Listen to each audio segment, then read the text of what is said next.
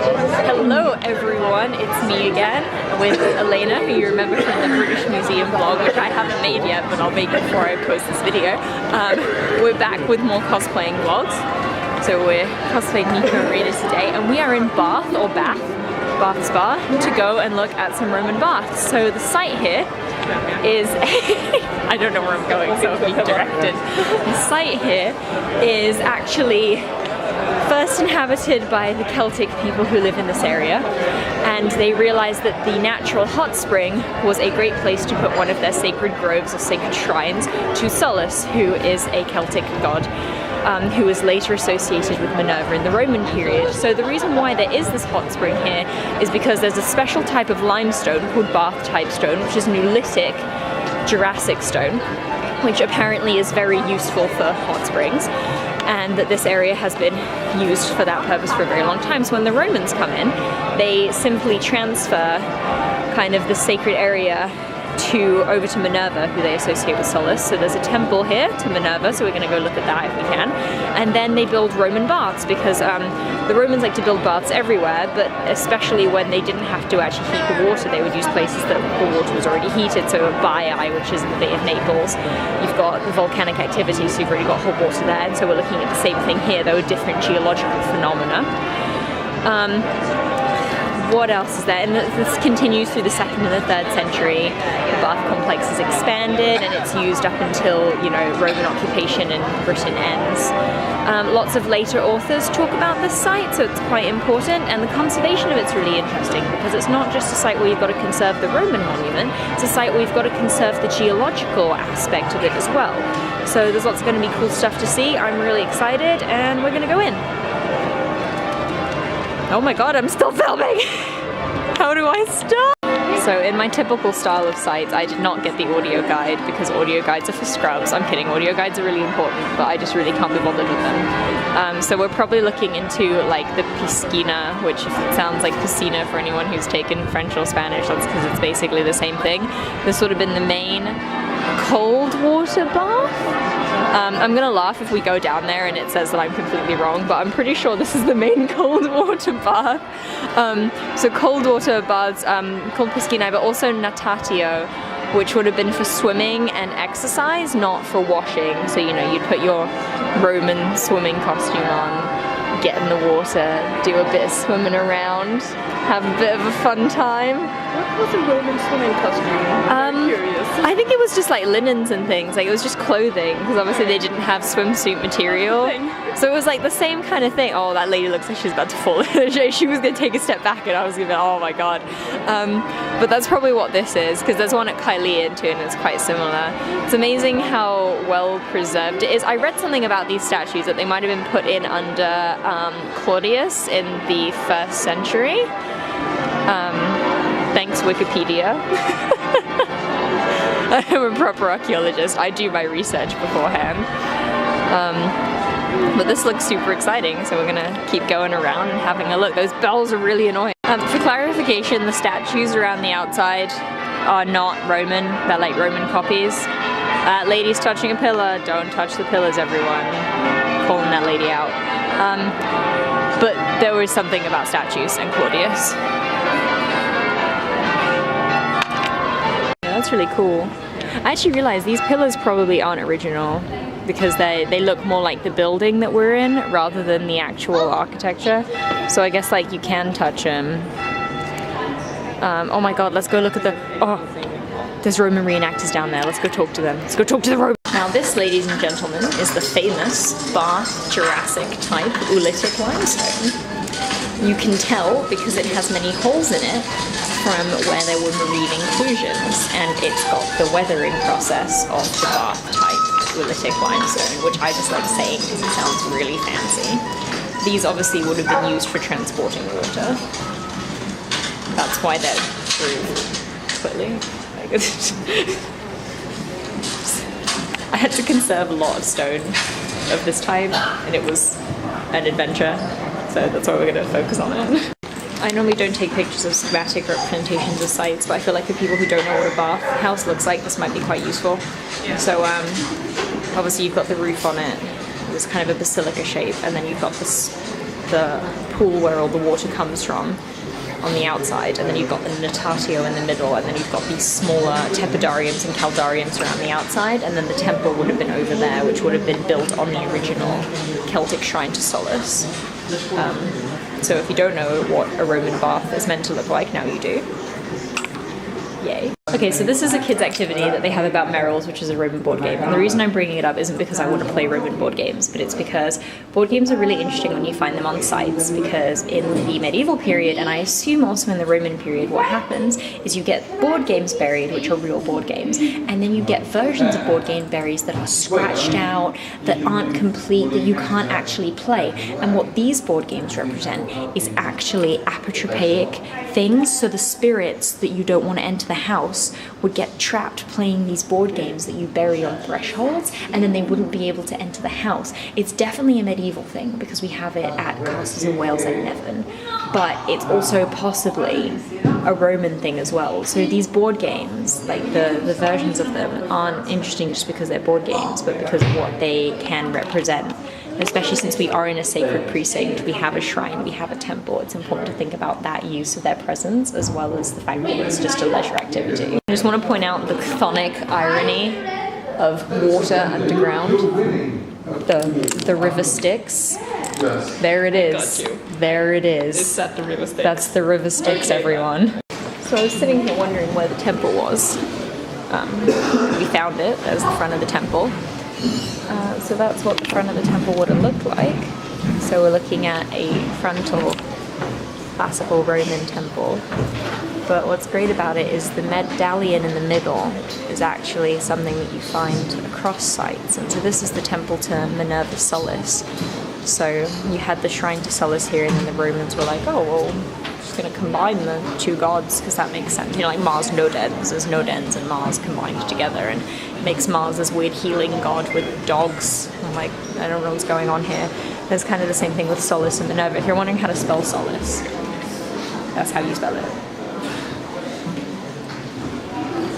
I guess we'll talk more about the the medallion later. But you see you've got this figure in the middle with a beard and some like almost vegetation going around, but it could be horns. There's one of these, I think, at Caerleon as well, which also has a temple in a bath structure, because you got to remember, like, bath structures were communal areas, but they were also sacred areas because water is always sacred. Like, that starts in archaic Rome. It's always related to sacred activities. So you've got to remember that religion permeates everything that the Romans do, every single thing. Like, we in the Western world have separated religion from kind of our everyday activities, and we know that that's definitely not true. It's actually cool how they're doing the reconstruction of this. So you've got these winged Nike figures to the side, and then they're holding the shield. I'm assuming this is meant to be the Aegis, like Athena's Aegis, and so that's meant to be Medusa. And you can see the face in the middle has the wings on it. When you see it with the paint, you've got the wings, which is often how Medusa is portrayed. So that's what I'm assuming, but I'm assuming we'll find more information about that later. But I'm do nothing but assume. It's not good, but like, here we are. Okay, we're in the basement now. Looking at the Roman shit. So basically, quick story about archaic religion, because you know I'm going to relate everything to archaic religion if I can. So Roman Forum, archaic part of the Roman Forum, you've got temple, you've got water source, you've got graves. It's like the three essential things that you get in every archaic site is you always have religious precincts built on grave sites, on near grave sites, and then you're always going to have a water source. And baths in the Roman Empire and in the Roman Republic, but especially the Empire, take on this role of the archaic religion, because obviously everything spreads out, so temples are separated from baths and grave sites are separated from baths when you're in the Empire. But when you come out to the provinces, where everything suddenly goes from being super spread out to super close together again, those archaic ideas, those holdovers start to come back. And so there are grave sites, gravestones associated with this bath, and there are temples associated with this bath, because suddenly you go back to the archaic closeness of everything. Everything is suddenly central again, and it's nuclearized in one area. And so that's why you never can separate the religious importance from baths, because they represent that archaic holdover. I have no idea if that's confirmed by like anyone written in anything, but I don't care. So this appears to be another Neolithic monument to limestone, but you can see it's a cavalry gravestone. So you've got these elaborate cornices, and then you'll have the soldier in the middle, and he's on horseback, and he's stabbing down at some sort of dead enemy on the floor. But what's really interesting about this is you've got a piece of red up there, which is probably the remains of a pigment. So there's two different types of red pigment in ancient Rome present in the UK: minium secundarium, which is burnt lead, and rubrica, which is iron hematite, which is a clay mineral. So you can't tell by looking at it what it is, but that's very red. So I would, be inclined to be like, oh, it's probably a clay one, but because that's the orange, I've got an orangey one, and that's kind of the lead-based one. But that's really cool. But this guy is super interesting because this is basically the lower half of this image. I don't know if they're related, but this soldier is stabbing down at the enemy. We don't have the upper half of it preserved. And again, you've got the traces of paint on the leg of the horse, and you've got to remember these would have been entirely painted. They would have been beautiful. But you've also got to imagine this is a military site, so you've got these local natives, and you've got the Romans living side by side, and then the Romans are making gravestones of them crushing natives, and you're like, that's a bit sketch. Thanks, Rome. Like, anyone who's ever tried to draw the Pegasus and the Camp Half-Blood logo knows the struggle of drawing horse legs. And like, this is literally like what most of my Pegasi look like when I try and draw them. Also, I just love this guy's leg. It ends in stumps. He doesn't have a foot. He has no foot. The lighting in his is really weird, so you can't really see the red on the text, but that's literally really cool. It's everywhere, actually. It's on the lintel too. It's on the guy. It's on the horse. Was this whole thing just red? Did they look like a 7-year-old color? I'm confused.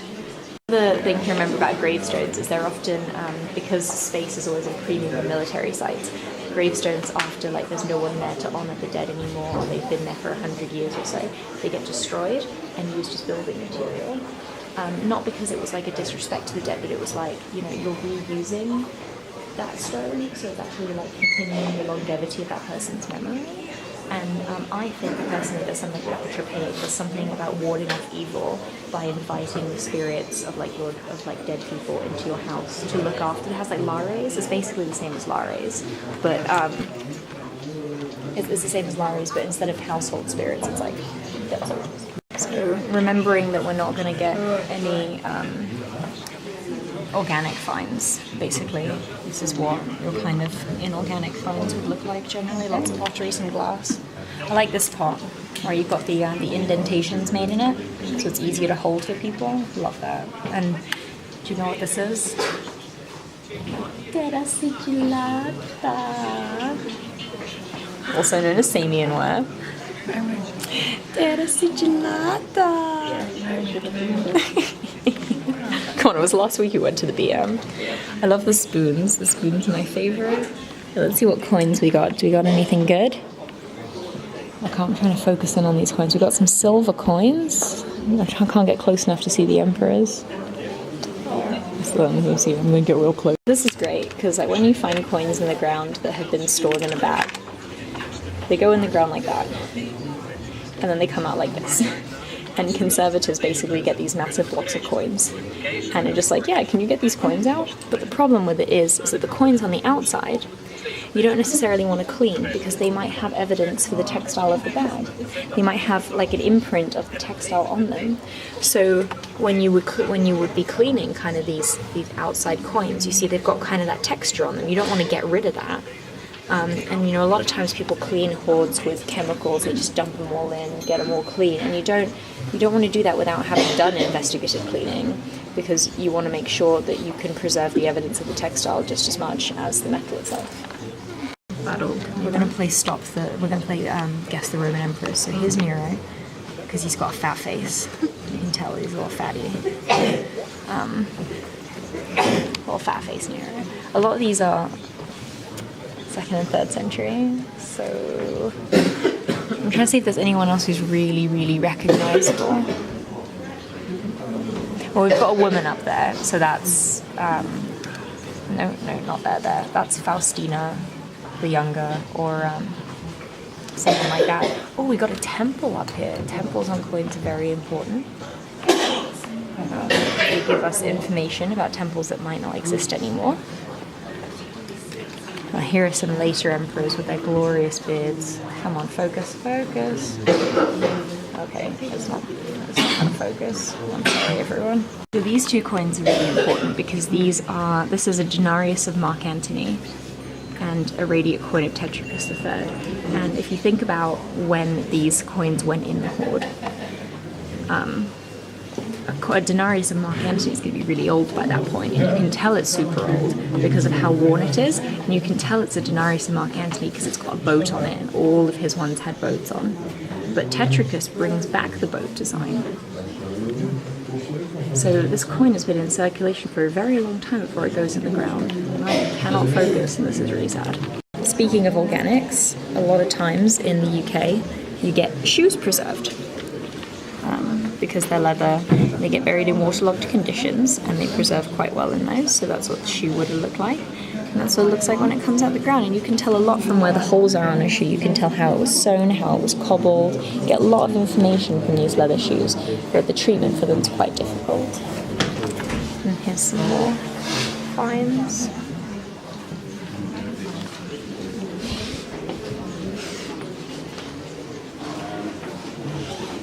Got some little figures, probably gods. Got some painted wall fragments and some fibula.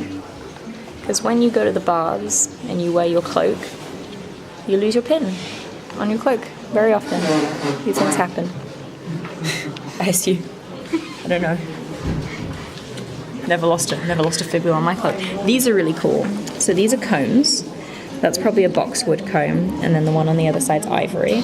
And what's great about combs, well, one, they're the worst things in the world to conserve because they're so fragile, but also sometimes they have hair or like knits still in them, so you can work out a lot about kind of the ancient world from that. And these are styluses, aren't they? Little writing styluses, probably. And some keys. You never think about the Romans having keys and actually locking things. Oh. So it's always nice to show that. That's nice that they have the security. Yeah. Oh no, these are hairpins. I'm a liar, but then again, I don't have any hair. So like, to be fair, you can't blame me for not knowing that that's a hairpin. Cannot be blamed for these things. My all-time favorite thing about going to museums where they have a large extension of Roman things, as in, 1st century all the way through to the end of the empire, is you get stuff like this beautiful, high relief, decorated, anatomically correct sculpture, and then you get, this is my drawing. And, it's not that they couldn't do this in the 2nd and 3rd century, it's just that this was what was in vogue. And you're sitting there thinking, it just looks a bit naff though, doesn't it? It reminds me a bit of like cave painting. Yeah, it's exactly, but it's not that, they lost the technology because Christianity is bad, blah, blah, blah, I don't know, that's an excuse people use. But it's just that they thought, I don't want to draw like that anymore. So that's not my thing, it's not my style. Okay, so now we're in my favourite section, which is god worship, and here's Minerva, possibly Minerva Solis.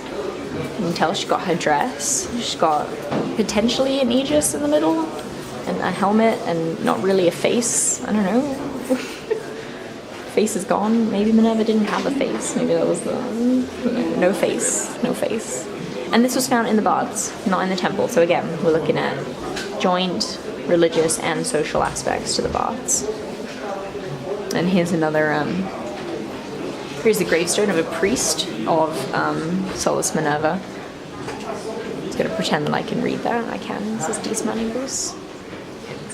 Oh, it also says it on the sign. You know what? I'm just gonna. That's fine. Okay, so when they say religious mask, they don't mean that some guy had to wear this and walk around. What they mean by a mask is something that you carried on a stick and like put in front of your face, or something that you carried in a procession. Like there's these things called death masks, which are like what people in the Republic used to carry death masks of their ancestors. It didn't mean they were wearing masks of like faces of their ancestors. They were carrying them. They were like busts. This is found in a drain though, which is interesting because once you get into religious areas in ancient Rome, you can talk about ritual deposits. Ritual deposits of things like cursed tablets or other metal religious objects are normally found in areas that are watery. underworldly, because the water is always associated with the underworld because of the rivers in the underworld. It's from a Mesopotamian thing. So this being found in a deposit in an area where we know we have like 130 lead curse tablets also deposited in watery areas is very important, very interesting for the understanding of ritualism and where objects end in their use of ritualism. You know, is an object a one-time use and then it has to be deposited for it to complete its life cycle, or is it deposited when it's broken? Like how does that work? And is it deposited before it's broken but then ritually broken in order to be deposited? And is that part of its life cycle? Lots of really cool things to do with Roman religion that you can find out from bards. Imaginative. Fun facts, actually, since this is, okay, so we were just talking about the fact that this is Luna, and Elena here mentioned that Sol, the sun god, just means sun in Danish, and it's the same in Latin, and Luna just means moon in Latin, but apparently not in Danish. And this is because these figures are not the gods of the sun and the moon, they are the personifications of the sun and the moon. For instance, Roma, the goddess, is literally Rome. She's not the goddess of Rome, she is Rome as a figure. So, you know, if you wanted to say the sun god, you'd say Sol Invictus, or you'd say Apollo, or you'd say Helios. If you wanted the moon goddess, you'd say Selene, or you'd say Phoebe, or she's a Titan, but you get the idea. Or you'd say Artemis or Diana. Whereas these guys, they're not the gods of the sun and the moon, they are the sun and the moon, represented as people. You can kind of think of it as like the Roman version of an OC.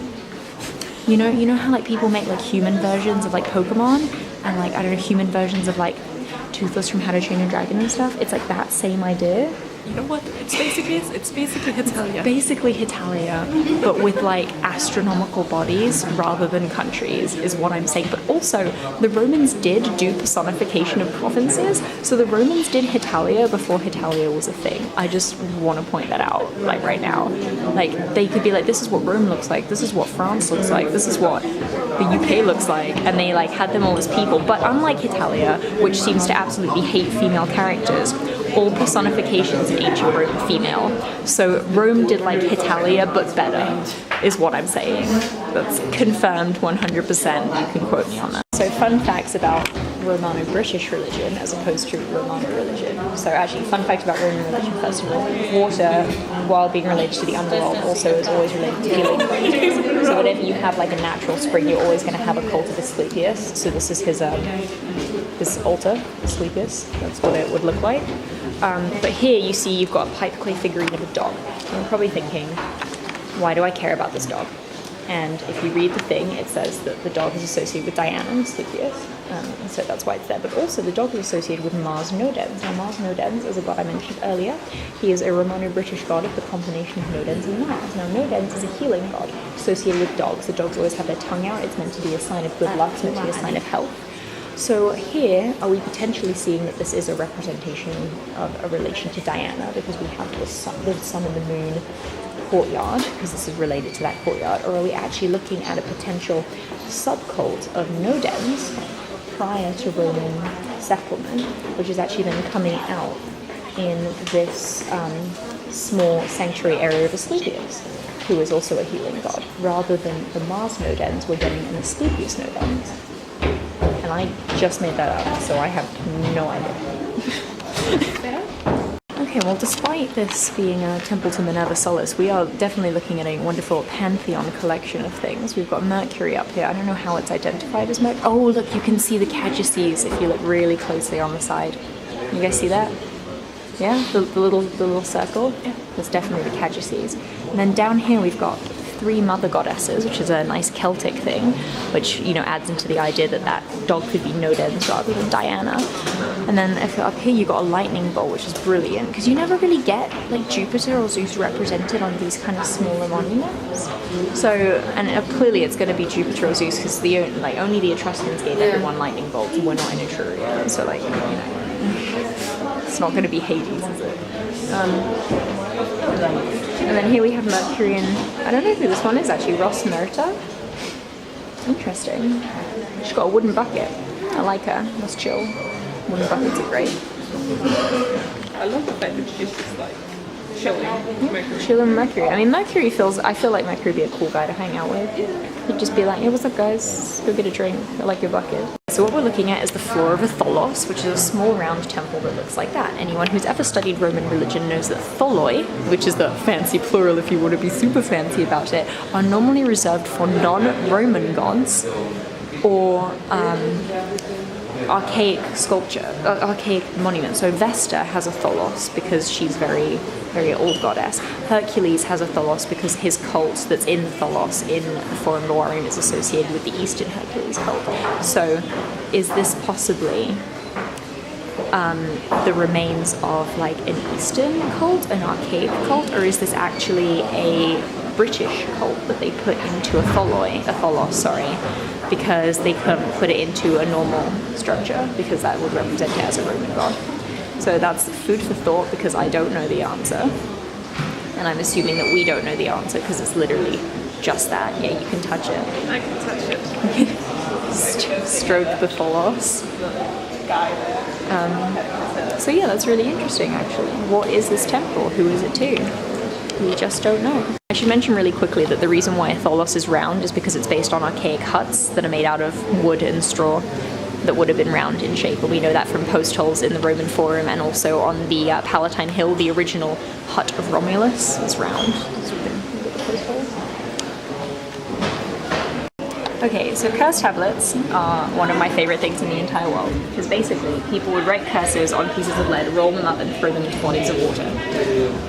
Now, a lot of people think that the ones here are related, and that the ones here are related to thefts. So like if someone had something stolen in their locker while they were in the bath, they'd be like, you stole this, you better give it back to me. And a lot of people think there's sort of like a theatrical aspect to it, like if you got something stolen, you would like publicly write down the curse and you'd like read it out loud and you'd make a big deal about rolling it up and throwing it in, hoping the person who stole it would actually see it, and then they'd be like, oh bugger, I better return that, you know?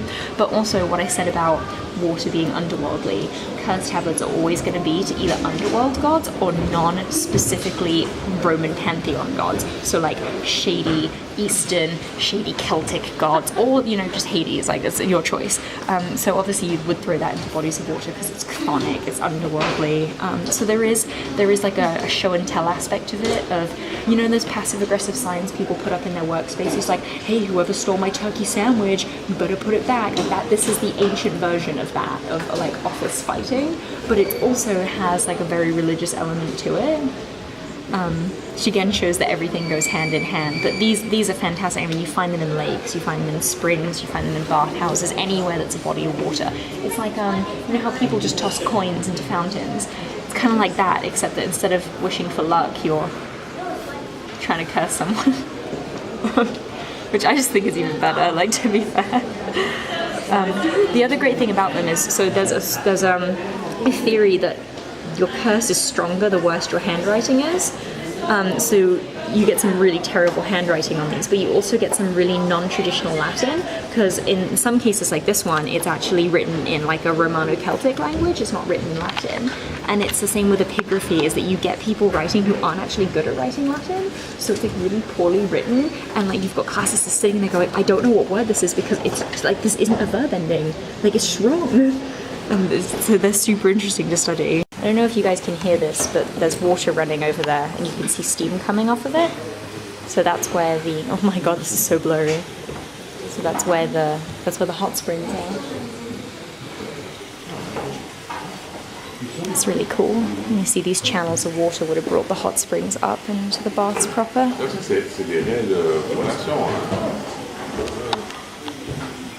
Oh, you can like feel it a bit. You can smell it. That's really great. I want to go in. Let's go in. Here's the entrance to the temple courtyard. So the temple is obviously where we've come from, so it's that way. There's beautiful paving. It's gorgeous. Currently we're in an area that's underground, which is basically, this is what all sites in Rome look like. You just go under things because you can't actually, can't actually see anything otherwise. You can see the water is really close to the stone level. This must have been very impressive in ancient times. So this appears to be an area where the altars would have been. Am I right? Oh, look at that. So this is a very big altar. This is definitely an empirical style altar in comparison to what we're looking at in the Archaic period. You've got Hercules there, I think. Or is that the unknown god? It's Hercules or the unknown god. You've got Bacchus, because he's got his cup. Yeah, I think that's Hercules, because it looks like he's holding a club, doesn't it? No, it looks like this guy. Unknown god man. Who is the unknown god? Who is he? Making an effort to get an image of Apollo, I really am. You can kind of see his lyre. I'm not going to drop my camera. Apollo's just being difficult. As per.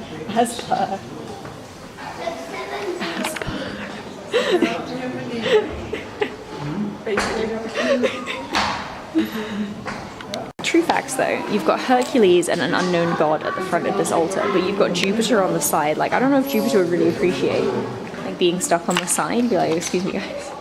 And then you got a nymph. And can we see Bacchus? How do we know? I'm assuming he's holding like grapes or a cup or something, but it's a bit difficult to see. He's always holding something, alright. And this is a podium of some sort, once I actually focus it. Here we go. So you got the steps leading up to something. That's the reconstruction. So we're on the other half of the bath, so these are steps down from the bath. Nice pavement. I do love me some Roman pavement. It's just so good to look at, you know? It's just so well done. I mean, the thing is though, you've got to think about like the Roman shoes and how much you would trip and break your Roman shoes on these kind of pavements. And then you realize why it makes sense that you find so many Roman shoes, because they were probably breaking them all the bloody time. Like, you trip on this and that's it, your shoe is done. It's gone. It's not coming back. I mean, you laugh, but like... No, it's very true. little gutter. Everyone, this is a haruspic stone, which was used to read the haruspices. The haruspices is the omens told through the intestines of the animals. So there's your altar for sacrificing the animals, and here is your haruspics stone for reading the intestines of them. The haruspices was first introduced by the Etruscans and then adopted by the Romans. And there is an object called the Piacenza liver, which is a bronze liver that was used to teach people where on the liver to look to read for certain gods, except that it's Etruscan, which means there's an underworld region and a not underworld region, and the not underworld region is decidedly smaller than the underworld region because Etruscans. I'm assuming the haruspic stone for this site obviously included a number of gods that were not underworldly, because everyone in the Etruscan religion is underworldly. However, I just like the idea of some priest like just digging his hands in some intestines and being like, ah yes, Jupiter said this, and you're like, alright dude, sounds chill. Love it. Oh my god. Haruspic stone. That's how you spell it, in case anyone was wondering. I can't spell, so like, struggling. And look at that.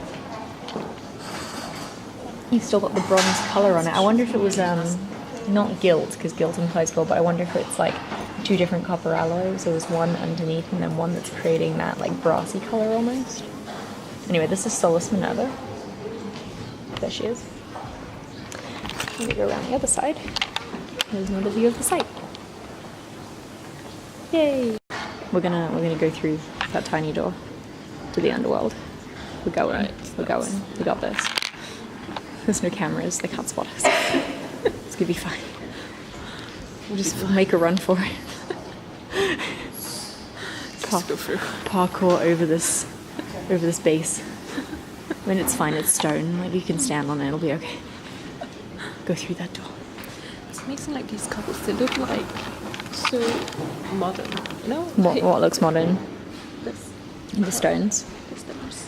They must have been buried quite early on for them to be that well preserved. I just had the gutter. They just have a gutter. Like, that's so good. It's wonderful.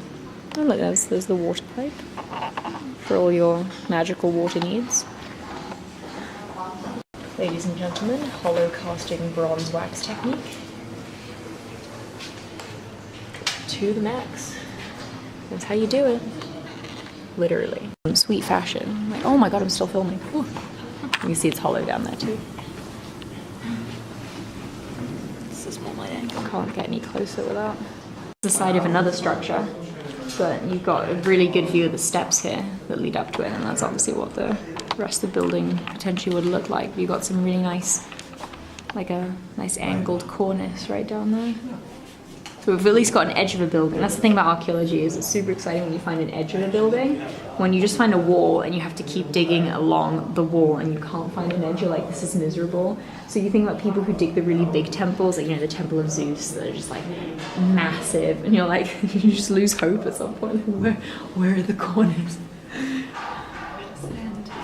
Sisyphus rolling his rock up the hill every day.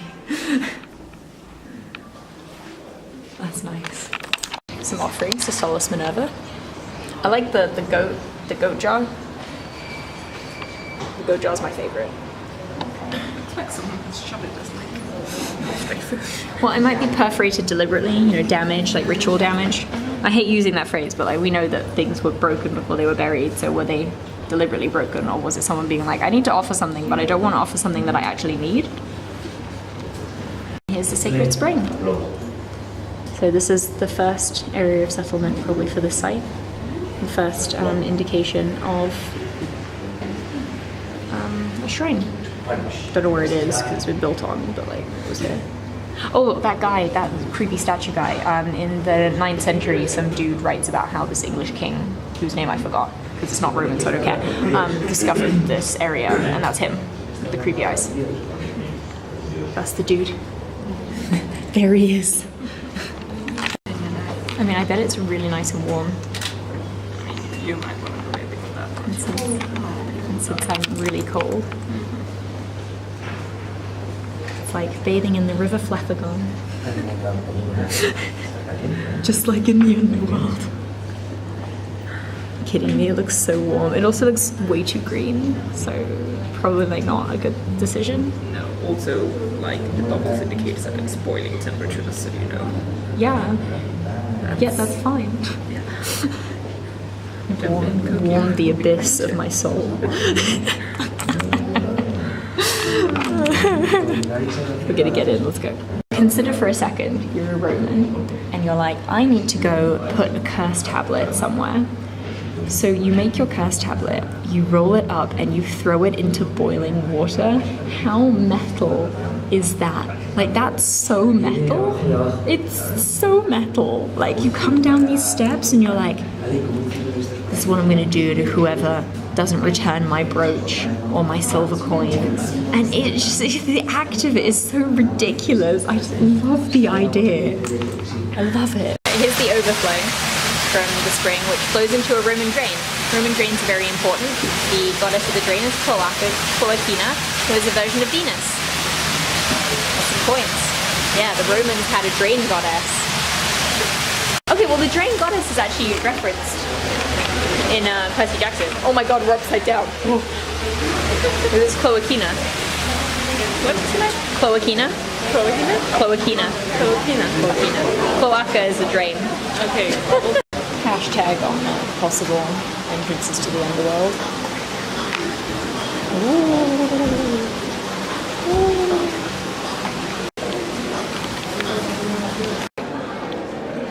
Here's the baths. We just had a really great conversation with some Roman reenactors. Yep, wonderful people.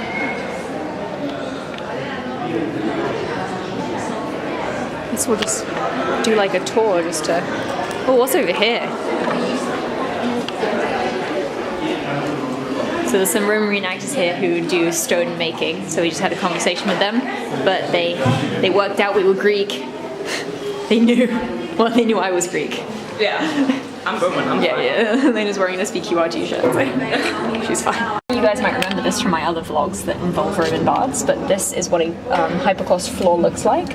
So the warm air is pushed through these brick tiles, which elevate the floor, and then the floor becomes hot, and then you have a nice little sauna. So that's what this room is, and it's called hypocaust flooring. Oh, this is a nice view of the baths. just go swim in.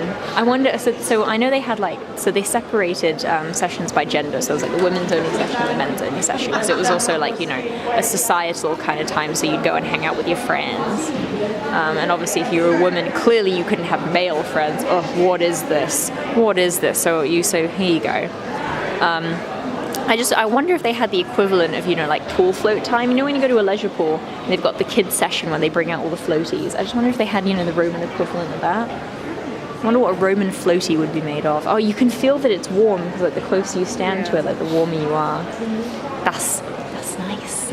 That's nice. Sorry, this just amuses me greatly. Do not touch the water. Do not touch it. It will kill you. So this is the balneum or immersion pool. So if you want to practice your sick diving skills, this is definitely the place to do it. And these are the east baths, so these are going to be the smaller ones. So we're going to go find the cold plunge pool, since I was wrong before. I was right, it was a natatio, but it was just like a warm natatio. So this is probably the cold pool.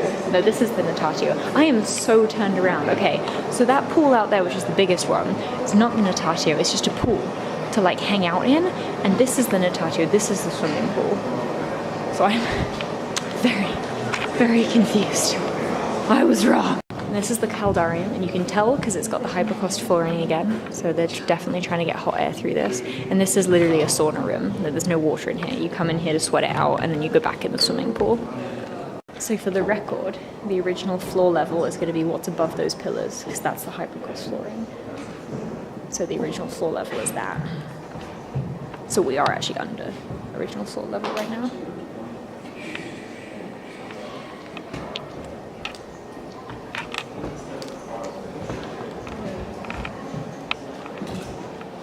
This is the changing room. So we went the wrong way around it. You take your clothes off here and then go into the next room, obviously, for the sauna. But you can understand why people might have had things stolen, considering there are no lockers. No lockers! I mean, I'm sure there were boxes that were locked, but you know. Also notice that the floor here is still heated as well, even in the changing room. So you come in here in the winter and you're not going to be cold having to take your shit off. To the baths to socialize, you came to the baths to do your exercise, you came to the baths for religious purposes. I mean, it's everything encompassed in one, so I guess it's just a bit fancier than your normal kind of experience. But there we are, the Roman baths. Should we sit down for a bit and just enjoy the water? That being said though, if this isn't the natatio, this means this has to be really shallow, because this is where people just hung out and like stood in the water and chilled. So like, if this is actually used as a place to bathe, and it must be because it's warm, it's got to be really shallow. Like, you know, it's a giant jacuzzi. That's what this is. A massive jacuzzi. Nice. All right. Okay, so disappointingly, the free spa water is currently unavailable, and there was a nice sign that says, "We're sorry for the disappointment this has caused," and I'm very disappointed. I didn't even know there was free spa water, but at the 1.2 that I knew before I was, you know, ruined, it was very sad. Here's the cold bath. What am I doing? So that's the end of our vlog in Bath Spa. Elena, where are you? Oh my gosh. Hi. Hope you learned something fun about the Roman. The Roman reenactors called me out. They asked me if I was Greek. They know. What? How are you so far away in this frame? I don't understand. I'm trying to get both of us in frame. There we go. I'm just an abyss.